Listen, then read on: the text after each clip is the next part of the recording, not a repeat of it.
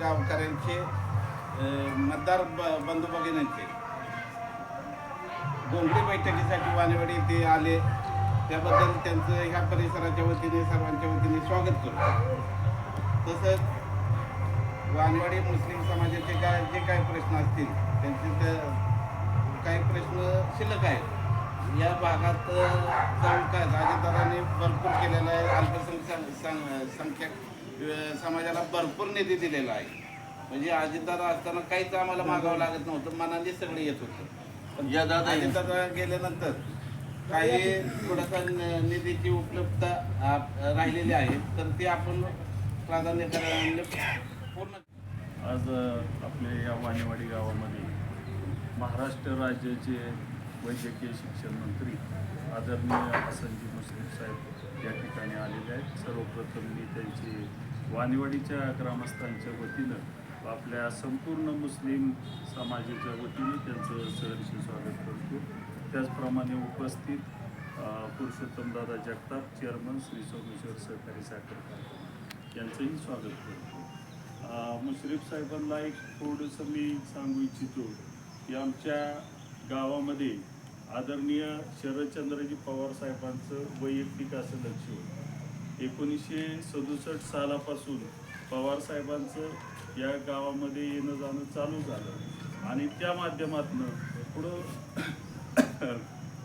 अजितदादा असतील, सुनीतराव वहिनी असतील, आता कालच तुम्हाला सांगतो जयदादांचा सुद्धा या ठिकाणी गावामध्ये दौरा झाला.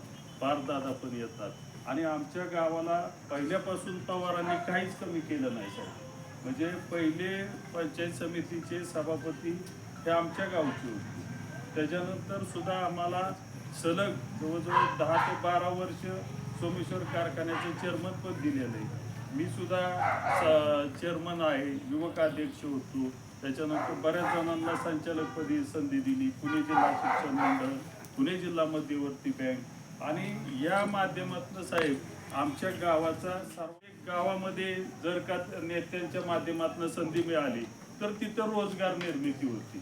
आज जिल्हा बँकेतनं आमच्या इथं संधी दिली तर इथलीच लोक कामाला लागतात.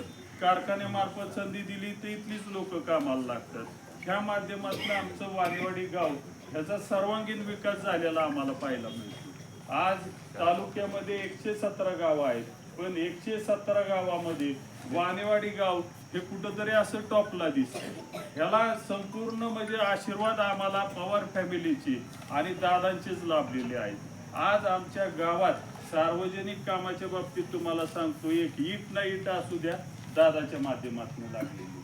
आज कुठलाही रस्ता घ्या, कुठल्याही सामान्य माणसाची अडचण घ्या, दादांनी सोडवलेली. दादा म्हणजे आमचे म्हणजे आज पवार फॅमिलीचे जसे कुटुंब प्रमुख होते ना, तसे आमचे सर्वांचे कुटुंब प्रमुख होते. या मुस्लिम समाजाला असं आम्ही कधी दुजाभाव ठेवला नाही. ह्यांना स्वतः विचारा की ह्यांची काय अडचण असली तरी दादांच्याकडे जायची, कुणाची वैयक्तिक अडचण असू द्या. म्हणजे दादा हे आमच्या घरातला माणूस असल्यामुळे आम्हाला फार इथं दुःख झालं. आम्ही जवळजवळ 4-5 दिवस सगळे निराश झालो, सगळे रडत होते. परंतु वहिनींनी आणि तुम्ही सर्वांनी वहिनींना साथ दिल्यामुळं वहिनी त्याच्यातनं थोड्याशा बाहेर पडल्या. आपण उपमुख्यमंत्री पदाची त्यांच्यावरती जबाबदारी दिली. तुम्ही तिथं होता, आम्ही पाहिलं. महाराष्ट्र आपल्या मंत्रालयामध्ये असू द्या, तिथं सगळीकडे तुम्ही होता. त्यामुळे तुमचं सुद्धा वहिनींना सपोर्ट आहे हे त्या माध्यमातून दिसतं आणि कायमस्वरूपी तुम्ही आमच्या वहिनींना साथ देताल ही सुद्धा अपेक्षा या ठिकाणी व्यक्त करतो. आणि तुम्हाला एक सांगतो की या गावातलं आम्ही आता एक मायक्रो प्लॅनिंग केलेलं आहे की मतदान नेहमी होतच, जवळजवळ 90% आसपास मतदान होतं. परंतु ज्यावेळेस बाहेरचं मतदान आपण आणू त्यावेळेस ते 10 ते 15% जे मत आहे ते वाढणार आहे. आणि जे आपल्याला रेकॉर्ड करायचं आहे, आज जर का विचार केला तर देशामध्ये काहीतरी 2,14,000 मताधिक्याचं रेकॉर्ड आहे. पण ते रेकॉर्ड मोडण्यासाठी आम्ही सर्वजण अहोरात्र तिथं झटतोय. चेअरमन साहेब स्वतः आहेत, आम्ही सर्व ग्रामस्थ आहे आणि निश्चितपणे आम्ही तुम्हाला शब्द देतो की ते रेकॉर्ड आपण 100% मोडू. हीच अपेक्षा या ठिकाणी आपण पुन्हा एकदा तुमचा आभार मानतो की या आमच्या छोट्याशा गावाला आपण भेट दिली. ही ऐतिहासिक अशी तुमची भेट राहणार आहे साहेब. म्हणून पुनश्च एकदा मी आभार मानून या ठिकाणी थांबतो. आपल्या वाणीवाडी गावामध्ये आपल्याला सर्वांना मार्गदर्शन करण्याकरता महाराष्ट्र राज्याचे ज्येष्ठ मंत्री, वैद्यकीय शिक्षण मंत्री आदरणीय मुश्रीफ साहेब या ठिकाणी उपस्थित झालेले. प्रथमतः आपल्या सर्वांच्याच वतीने मी त्यांचं मनापासून हार्दिक स्वागत करतो.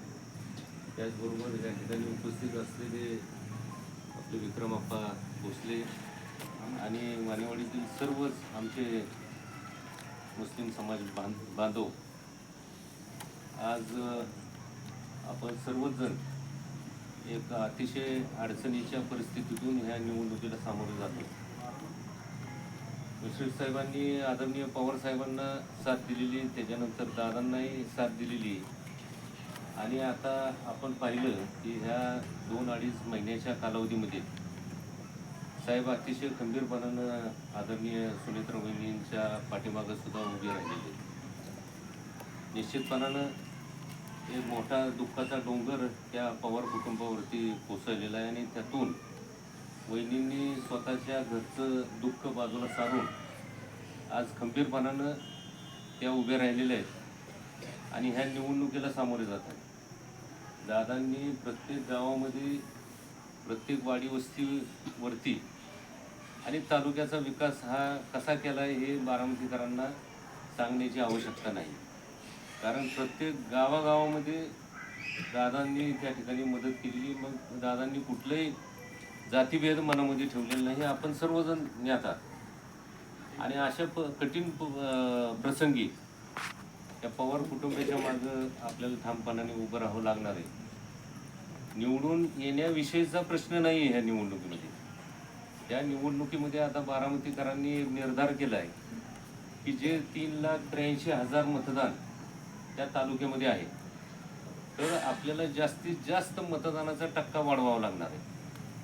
आणि हा टक्का वाढला तर त्यातून वहिनींचं जे घड्याळाचं चिन्ह आहे त्याला मतदान जास्तीत जास्त होणारच आहे.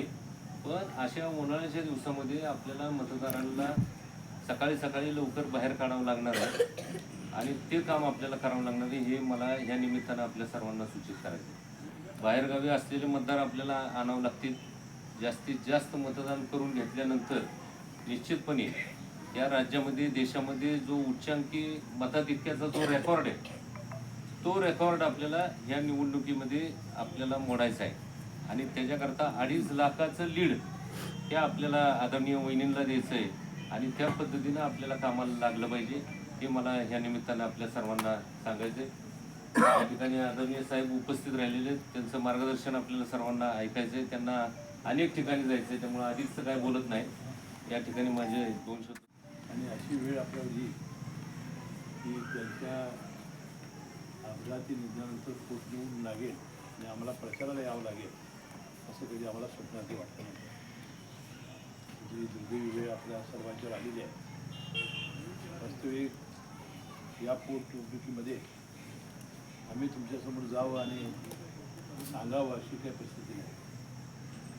कारण जेव्हा दादा होते 8-9 निवडणुका त्यांच्या झाल्या, निवडणुकीचा फॉर्म भरला की शेवटची सभेला ती जायची आणि त्या काळामध्ये आपण सर्व बहादर कार्यकर्त्यांनी लाखापेक्षा जास्त मताधिक्य म्हणजे 2 वेळा तरी देशामध्ये रेकॉर्ड करण्याचं काम तुम्ही बहादर कार्यकर्त्यांनी केलेलं आहे. अशा कार्यकर्त्यासमोर जाऊन या निवडणुकीत आपण काम करावं, चांगलं मतदान करावं हे सांगणं आमच्या जाग्याला रोजच शोभत नव्हतं. जो दादांच्या पश्चात आमचंही मन राहत नव्हतं आणि यामुळं आपल्या भागामध्ये यावं आणि या निवडणुकीचं महत्त्व सांगावं. आणि ज्यावेळेला या निवडणुकीमध्ये ईर्ष्या असत नाही, निवडणुकीमध्ये दुसरा उमेदवार असत नाही, त्यावेळा उत्साह असत नाही, मरगळ असते.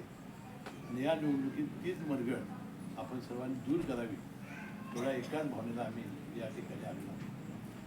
मी आपल्या सर्वांचा मनपूर्वक आभारी आहे की आपण सर्वांनी, विशेषतः कारखाने चेअरमन विश्वस्तरीचे जगताप इथं हजर आहे, विक्रम भोसले त्यांनी भावना व्यक्त केलेल्या आहे. मला वाटते मी मनपूर्वक आभारी आहे की सुनेत्रा पवार बहिणींचा की आपलं दुःख बाजूला सोडून डोंगराएवढं दुःख पतीच्या निधनानंतर अपघाती निधनानंतर त्या 4 दिवसामध्ये आमच्या सर्वांच्या आणि राष्ट्रवादी काँग्रेस पक्षाच्या कार्यकर्त्यासाठी त्या पुढे झाल्या आणि त्यांनी उपमुख्यमंत्री पदाचं आपलं शपथ घेतली आणि ते काही काळाने त्यांनी राष्ट्रवादी काँग्रेस पक्षाच्या राष्ट्रीय अध्यक्षही झाल्या. मला वाटते आपल्या सर्वांची आता जबाबदारी आहे की सुनीतराव यांना प्रचंड मतं निवडून आणणं आणि अजितदादांचं जे कुटुंब आहे, पार्थ पवार असतील किंवा जय पवार, त्या कुटुंबाच्या मागे राहणं आणि या पुढच्या काळामध्ये ही जी पोकळी निर्माण झालेली आहे, शेवटी नीती ते पुढे आपलं कुणाचं काही चालत नाही. आपल्याला माहिती आहे की दादांच्या जाण्यानं आपल्याला सर्वांना किती मोठं दुःख झालेलं आहे.